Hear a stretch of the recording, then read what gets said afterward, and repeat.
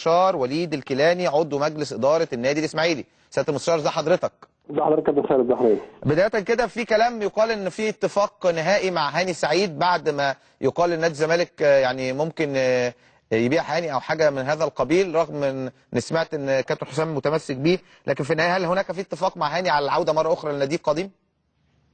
لا حضرتك، احنا ما فيش اتفاق، لكن بنرحب بكابتن هاني اللي هو سينيور الزمالك، بنرحب بيه طبعا في النادي الاسماعيلي. كابتن هاني اضافه للنادي الاسماعيلي، وهو عائله عندنا بعد يجي من النادي المصري وراح المنتخب. هو احنا على نادي الزمالك ممكن يلعب في النادي الاسماعيلي. طيب متعاقد مع النادي الاسماعيلي اكسكلوسيف. تمام. طب بالنسبه لحسني عبد ربه لغايه دلوقتي، يعني كان من المفترض ان البطاقه الدوليه تيجي وان هو يلعب مع الاسماعيلي في طبعا بطوله كاس مصر، ولكن لغايه دلوقتي هل مجلس الاداره مش عارف يقعد معاه؟ هل هيقدر يوفر له الفلوس؟ يعني عايزين نعرف حسني باقي في الاسماعيلي ولا هيرحل لدوله عربيه؟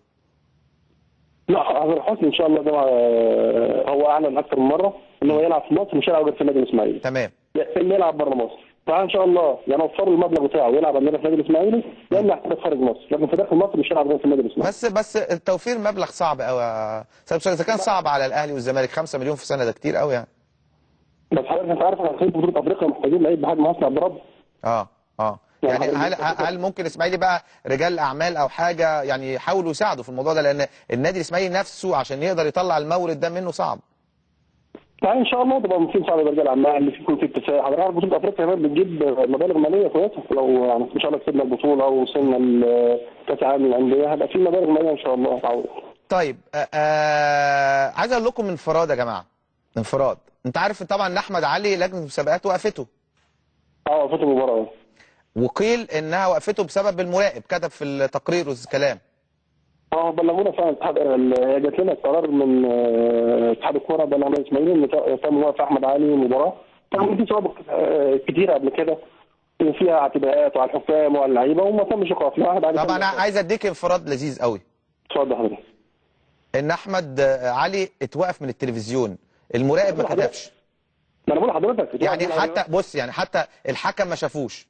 طبعا منطقي ان الحكم لما شافوش المراقب اللي بره مش هيشوفه حتى لو شافه. انا بقول لك اهو انفراد، وده الاسماعيلي من حقه بقى يروح يتاكد.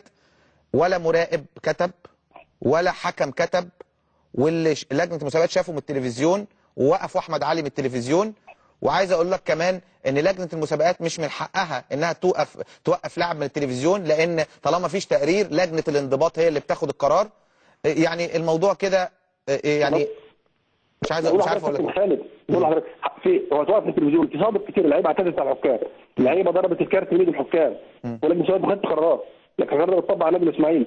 يعني في لعيبه ضربت الحكام، في لعيبه ضرب الحكم في ايده وما فيش قرارات ولعبوا المباراه اللي بعدها.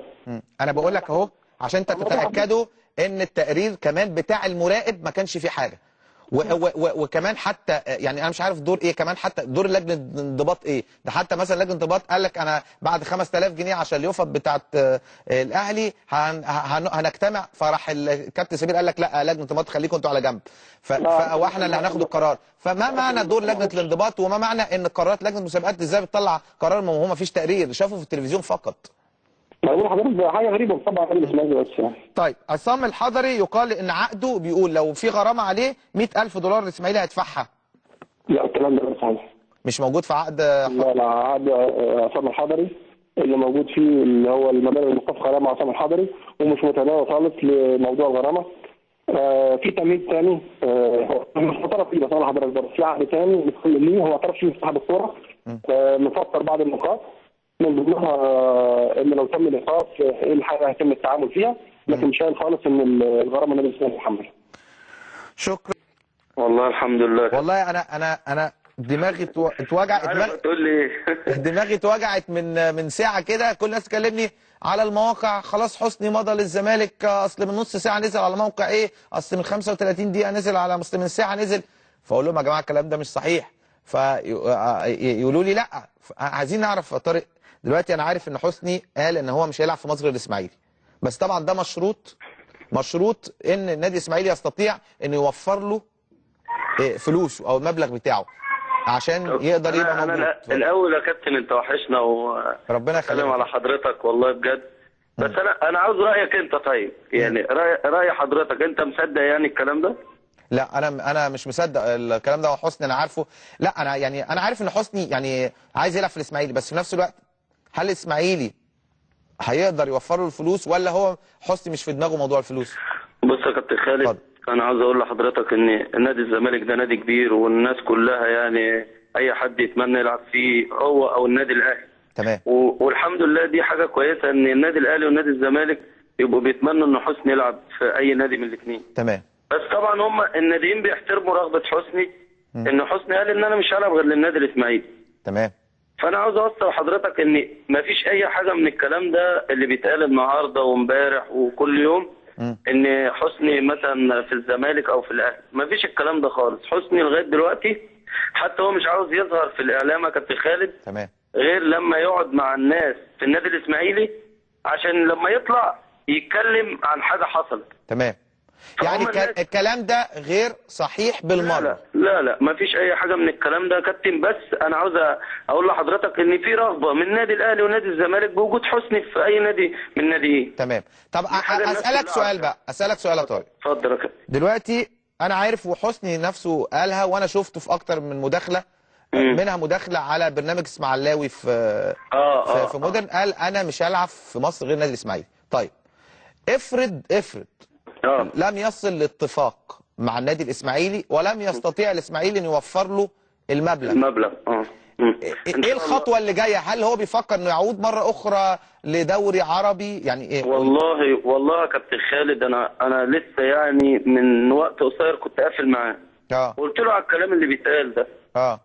هو برضه نفس الكلمه اللي بيقولها لي كل مره. يعني انا مش هتكلم، انا فعلا مش هلعب في نادي في مصر غير للنادي الاسماعيلي. في حاله ان النادي الاسماعيلي مش هيقدر يدفع المبلغ بتاعه، فان شاء الله في عروض من السعوديه او قطر دي قريبه.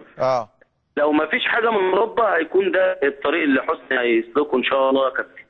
يعني يا طارق كده لن يلعب في مصر الا للنادي الاسماعيلي. وللمره ال 150 يا كابتن خالد. تمام. خلاص. يبقى بقى انت قريت على المواقع وحد قال لك حازم امام مضى حسني عبد ربه؟ زي ما حضرتك بتقول بالظبط. التليفونات انا ما بطلتش. تمام. واتصلت بحسني وقلت له الكلام ده، قعد يعني مش عاوز اقول لك يضحك. والله العظيم يا كابتن قعد يضحك وقال لي يا ابني والله 3 ما في حاجه. تمام. انا مش هلعب في مصر غير للنادي الاسماعيلي. لو ما فيش النادي الاسماعيلي يبقى ان شاء الله في اي حاجه ورا. شكرا طارق عبد ربه.